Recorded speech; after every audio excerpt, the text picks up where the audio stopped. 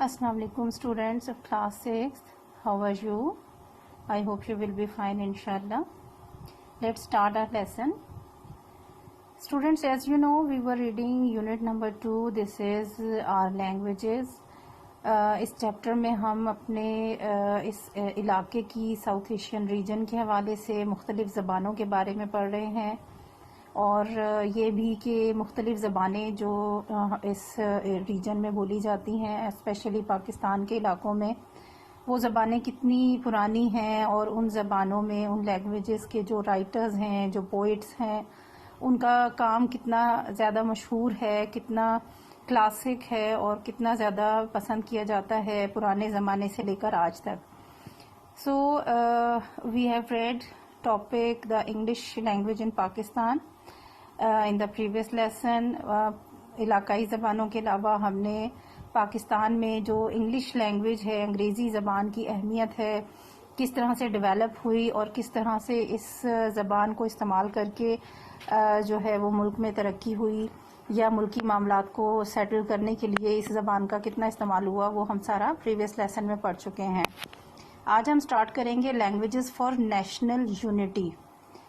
National unity, قومی اتحاد کے لیے زبانوں کی اہمیت. لینگویجز جو ہیں، مختلف زبانیں جو بولی جاتی ہیں، مختلف قوموں کی مختلف زبانیں ہیں. جیسے انگریز ہیں، وہ انگریزی زبان بولتے ہیں، مسلمان ہیں، پاکستانی ہیں، وہ اردو زبان بولتے ہیں. اسی طرح سے جو مختلف علاقوں کے ہیں، ترک ہیں، وہ ترکی زبان ترکش بولتے ہیں. اسی طرح سے اور سب کے لیے زبان جو ہے، ہر علاقے کی، ہر قوم کی زبان ڈیفرنٹ ہے. لیکن مختلف قوموں کے درمیان اگر یکجہتی پیدا کرنی ہو، اتحاد پیدا کرنا ہو، تو اس کے لیے زبانوں کی کتنی اہمیت ہے اور زبانیں کتنی زیادہ ضروری ہیں اتحاد پیدا کرنے کے لیے، اتفاق پیدا کرنے کے لیے. سمپل سی بات ہے، جب ہم ایک دوسرے کی باتوں کو سمجھ نہیں سکیں گے، ایک دوسرے کو انڈرسٹینڈ نہیں کر سکیں گے، تو ظاہر ہے کہ ہمارے درمیان اتفاق اور اتحاد نہیں ہو سکے گا. تو آپس میں قوموں کو یکجا ہونے کے لیے، اتفاق اور اتحاد کے لیے زبانوں کی بہت اہمیت ہے. Languages are useful for understanding each other. زبانیں ایک دوسرے کو سمجھنے کے لیے بہت فائدہ مند ہیں. And for bringing peace and harmony. اس کے ساتھ ساتھ نہ صرف سمجھنا، بلکہ اگر امن قائم کرنا چاہتے ہیں، ایک دوسرے کے درمیان ربط قائم کرنا چاہتے ہیں، سکون چاہتے ہیں، اتحاد اور اتفاق چاہتے ہیں، تو اس کے لیے زبانیں بہت اہمیت کی حامل ہیں.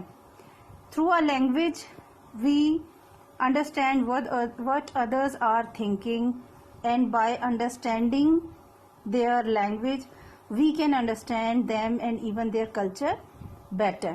جب ہم کسی بھی قوم کی زبان کو سمجھ لیتے ہیں اور اس کو سننے اور سمجھنے کی قابلیت ہمیں پیدا ہو جاتی ہے، تو پھر اس قوم کی جو رسم و رواج ہیں، جو طریقہ کار ہیں، ان کی ثقافت ہے، ان کا ماحول ہے، اس کو سمجھنا ہمارے لیے آسان ہو جاتا ہے.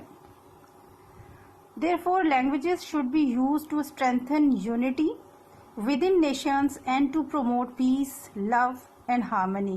اور یہی وجہ ہے کہ زبانوں کو سمجھنے کے لیے زبانوں کا استعمال جو ہے وہ کسی بھی قوم کے درمیان امن کو، پیار محبت کو، ربط اور تعلق کو مضبوط کرنے کے لیے، قوموں کو یکجا کرنے کے لیے بہت ضروری ہے.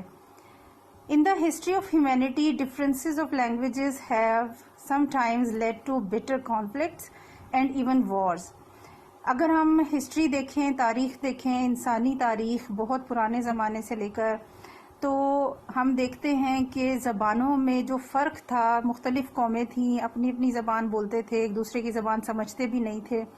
اس کی وجہ سے آپس میں جو اختلافات ہوتے تھے، جو لڑائی جھگڑے ہوتے تھے، وہ شدید قسم کی جنگوں میں تبدیل ہو جاتے تھے.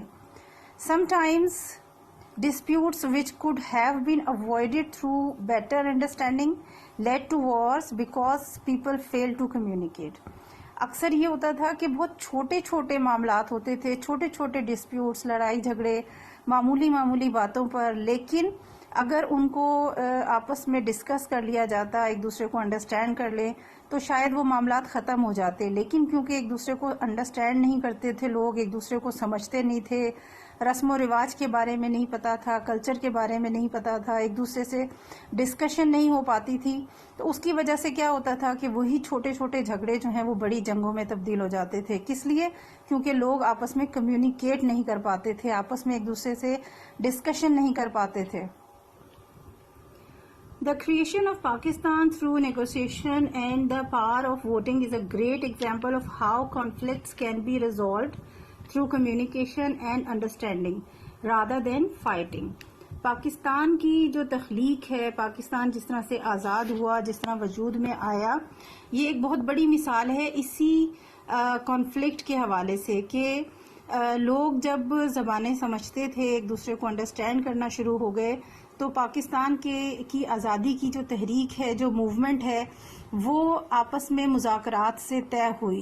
بجائے یہ کہ ایک بڑی جنگ ہوتی مسلمانوں میں، ہندوؤں میں، انگریزوں کے درمیان، وہ تحریک، وہ موومنٹ چلی اور ایک دوسرے کو سمجھایا، قوموں کے درمیان بات چیت ہوئی اور اس اہمیت کو اجاگر کیا کہ آپس میں امن سے رہنے کے لیے ضروری ہے کہ علیحدہ ریاستیں ہوں اور سب اپنے مذہب کے مطابق آزاد زندگی گزاریں. تو جب آپس میں کمیونیکیشن ہوئی، انڈرسٹینڈنگ ہوئی، تو ایک بڑا جو مسئلہ تھا، ایک بڑی جو ایشو تھا قوموں کے درمیان، وہ ریزالو ہو گیا اور اس کی بڑی ایک جنگ سے بچت ہو گئی.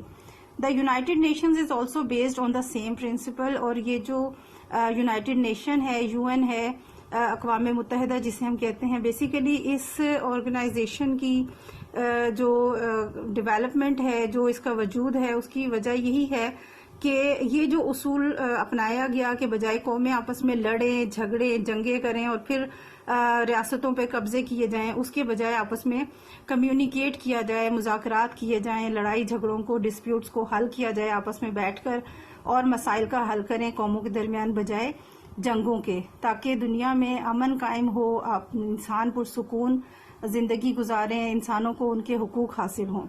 سو لینگویجز جو ہیں وہ بہت امپورٹنٹ ہیں آپس میں کمیونیکیشن کے لیے اور اتحاد اور یکجہتی کے لیے، اگر قومیں آپس میں پیار محبت سے رہنا چاہیں تو. ریمیننگ پارٹ انشاءاللہ میں نیکسٹ لیسن میں کرواؤں گی، اور اسی لینگویج کی امپورٹنس کے حوالے سے جو ایڈیشنل پوائنٹ ہے وہ بھی میں آپ کو جلال الدین رومی نے جو اسٹوری کی شکل میں بیان کیا تھا بہت پہلے، وہ بھی انشاءاللہ ڈسکس کریں گے اگلے لیسن میں. تب تک کے لیے اللہ حافظ.